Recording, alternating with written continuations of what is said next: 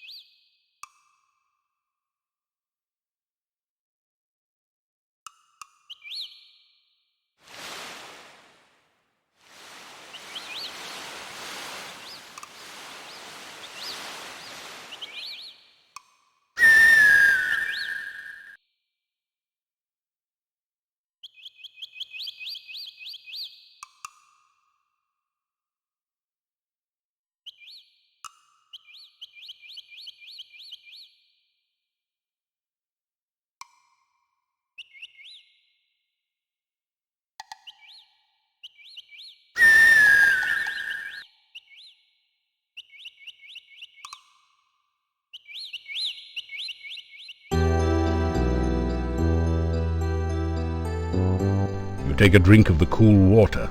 It tastes like wild strawberries.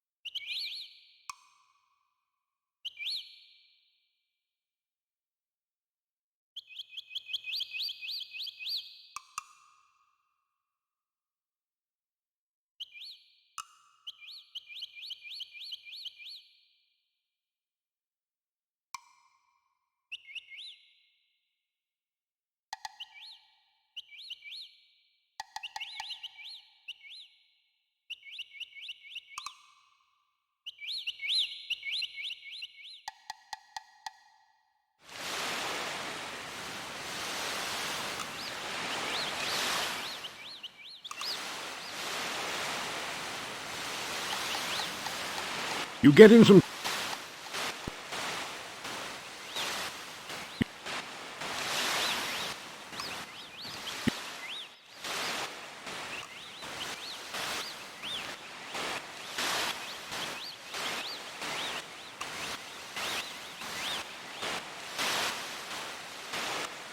You...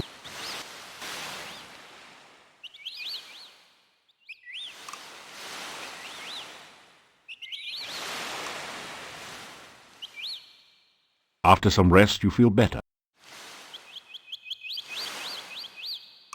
After some rest, you feel better.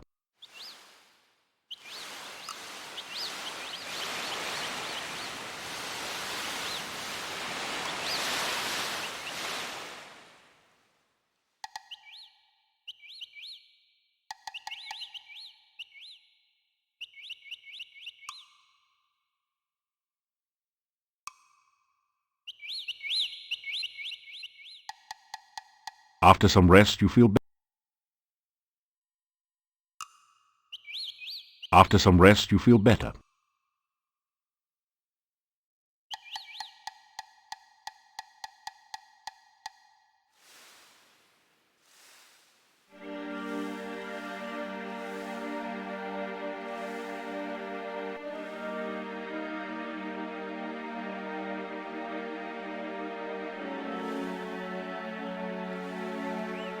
You deftly slip over the gate and into town.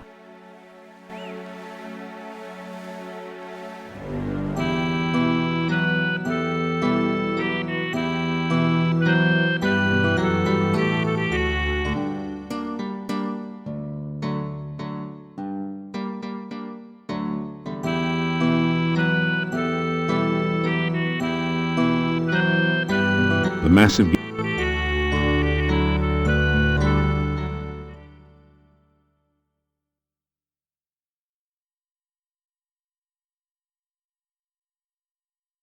You deftly...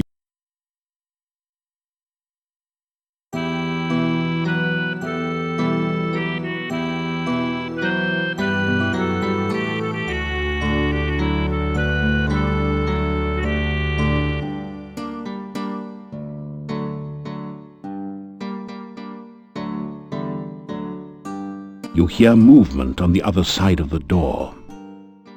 After a few minutes, you hear someone removing the bar and unlocking the bolts on the other side of the door.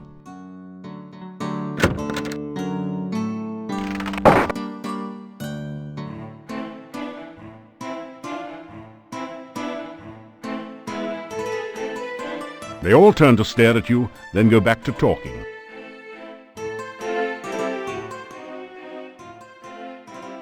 This inn used to do a step besides the ones that come in here. I am well, as always.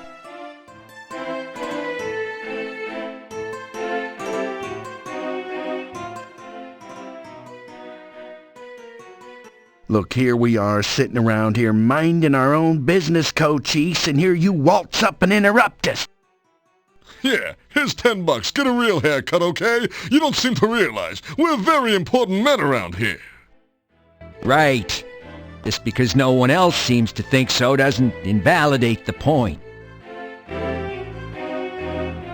You know, our little town's remained unchanged for generations. Oh yeah, our forefathers have always lived here in peace and quiet. Except for the time when the cult came here. Ooh, the cult. Well, they're all a bunch of strangers anyway. Yeah, very strange. They didn't have much to do with the town, you know?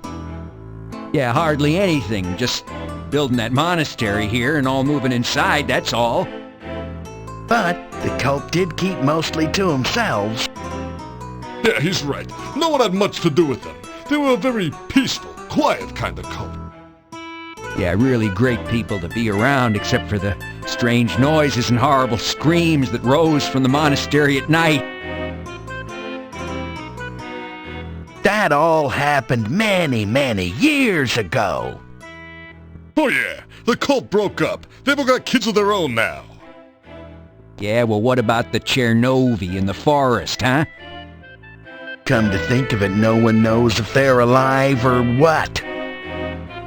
Yeah, for all we know, they might just be wild stories to frighten little children and me. And what about the dark ones? Put a sock in it, will you? There are some things we must not speak about, Ivan. You know that. Well, excuse me all to pieces.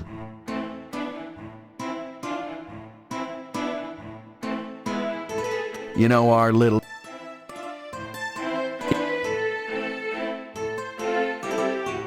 We don't go for that rumor spreading stuff here, do we, Ivan? No way, Hans. Oh, never. Oh, except for that one little cocktail waitress, you know. But we don't gossip about our neighbors in Moldavia, do we, Ivan?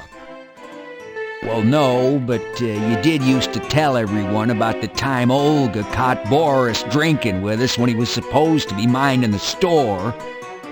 Hey. That wasn't gossip, it was just a semi-funny story.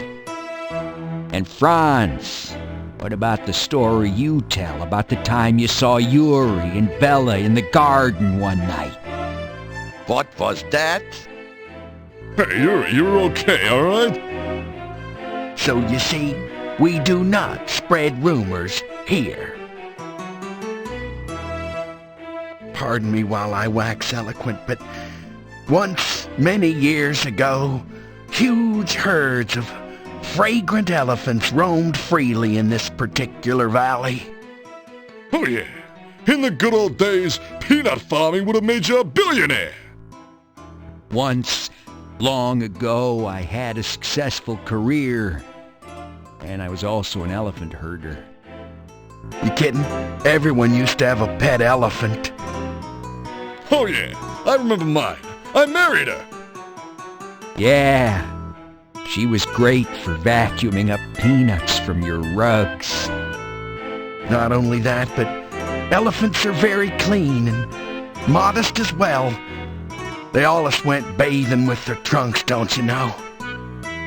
Yeah, nice thing about elephants. Very easy to housebreak, you know? They hardly ever made mistakes. Unless they got excited, okay? Unfortunately, elephants get excited easily. A lot of houses got broken that way. This really brings back sad memories. Please, let's talk about something uplifting like last year's famine.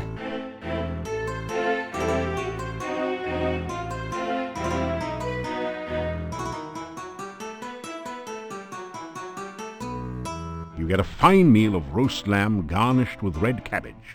Oh, and liberally flavored with garlic.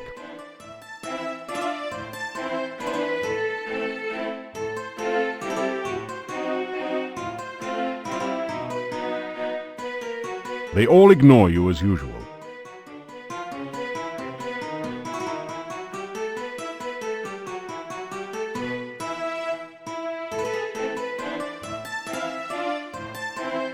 You unlock the door to your room and go in.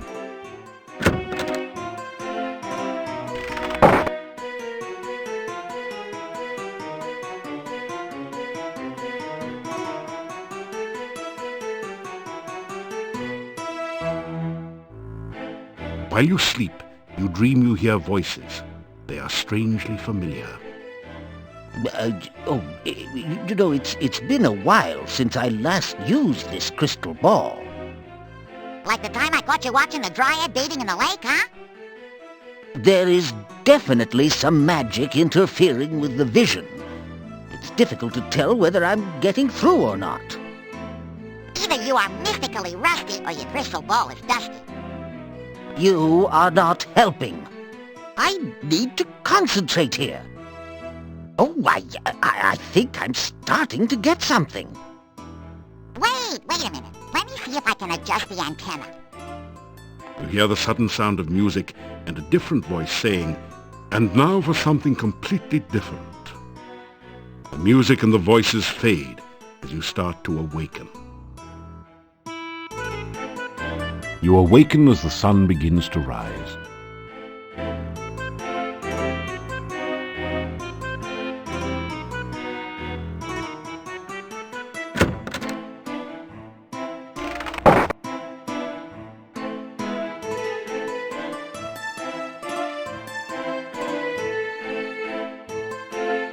Ah, so you are back.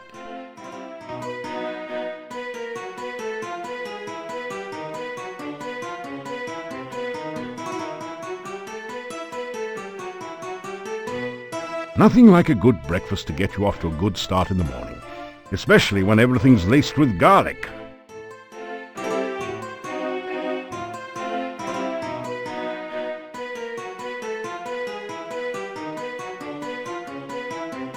The innkeeper nods at you.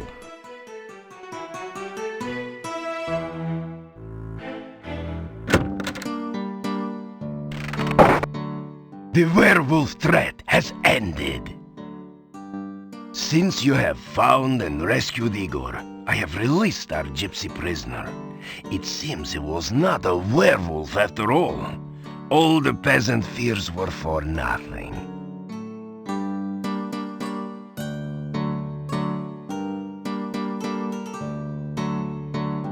You say hello to the Burgomeister. You are a very polite person. Perhaps I should learn some manners from you for dealing with strangers. You tell the Burgomeister about how much you want to be a hero. I am beginning to think that you must be quite a hero already.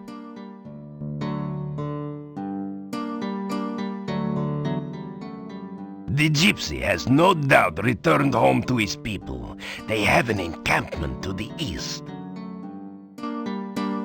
I will be able to get a real night's sleep for once. I do not have to worry that the prisoner will be harmed or that he will escape now. The people of this town will settle down again. They cried so loudly for blood because they are tired of living so long in the shadow of fear. There is a rumor that perhaps I was mistaken in trying to drive you away from Moldavia, that perhaps you are the hero you claim to be. But you know how rumors are. You cannot always trust what you hear. Take care.